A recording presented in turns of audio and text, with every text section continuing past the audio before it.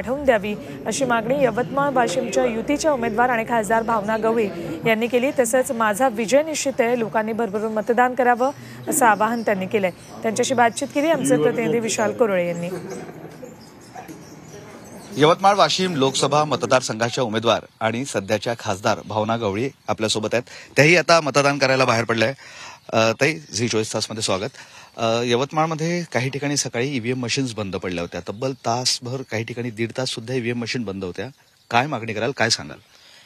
जो technical fault आलेला आहे तो तात्काळ दुरुस्त व्हायला पाहिजे, पर्यायी व्यवस्था तात्काळ व्हायला पाहिजे आणि जेवढे तास त्याच्यामध्ये जात असतील, 1 तास अर्धा तास, तेवढा वेळ वाढून दिला पाहिजे, हीच माझी मागणी असणार आहे। अनेक मतदार त्या ठिकाणी होते आणि रोष व्यक्त करत होते। सकाळी 6:45 पासून त्या ठिकाणी ते उभे होते।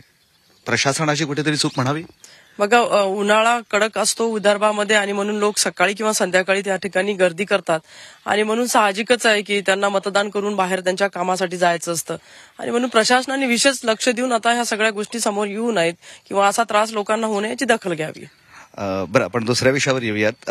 जोरात प्रचार झाला, खूप कडाक्याचं ऊन इथे होतं, दिवस रात्र बाहेर गेलेत, आता हे सगळं संपलंय, काय चित्र पाहता पुढे? एकदम छान, माझा विजय निश्चित आहे, जनता माझ्या पाठीशी आहे आणि देशामध्ये मोदीजींचं सरकार लोकांना पाहिजेत, हे निश्चित आहे। कुठेतरी असंही म्हटलं जात होतं की भाजप शिवसेनेमध्ये काहीतरी अंतर्गत लाथाळ्या सुरू आहे, याचा फटका तुम्हाला बसू शकतो? काही कारणच नाहीये, निश्चित विजय इथे माझा आहे, तो विषय केव्हाचा संपलेला, युती झाली, विषय सगळे संपले। मतदारांना काय आवाहन कराल? एवढंच आवाहन करेल की सर्वांनी मतदान करावं, मतदान करणं हा आपला अधिकार आहे आणि ते मतदान मलाच, शिवसेनेच्या धनुष्यबाणालाच करावं, हे पण आवाहन करेल। या यवतमाळच्या खासदार भावना गवळी, ज्या ज्या ठिकाणी ईव्हीएम मशीन खराब झाल्या त्या ठिकाणी मतदानाची वेळ वाढवून द्यावी अशी मागणी त्यांनी केली आहे। त्याचबरोबर नागरिकांनी बाहेर पडावं आणि मतदानाचा आपला हक्क बजावावा असंही त्या म्हणतायत। व्हिडिओ जर्नलिस्ट मोहम्मद तौफिकसह मी विशाल कोरोळे, झी मीडिया, यवतमाळ।